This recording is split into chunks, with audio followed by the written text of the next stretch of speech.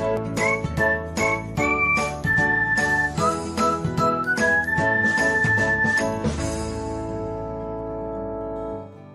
everyone, welcome back to another episode of Technologyglance.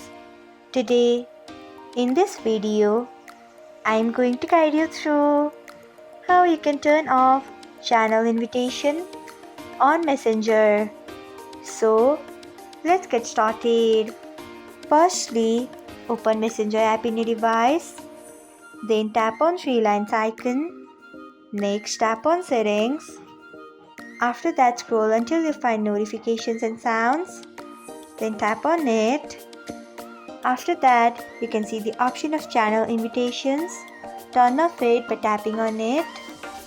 So, this is how you can turn off channel invitation on Messenger. Thanks for watching.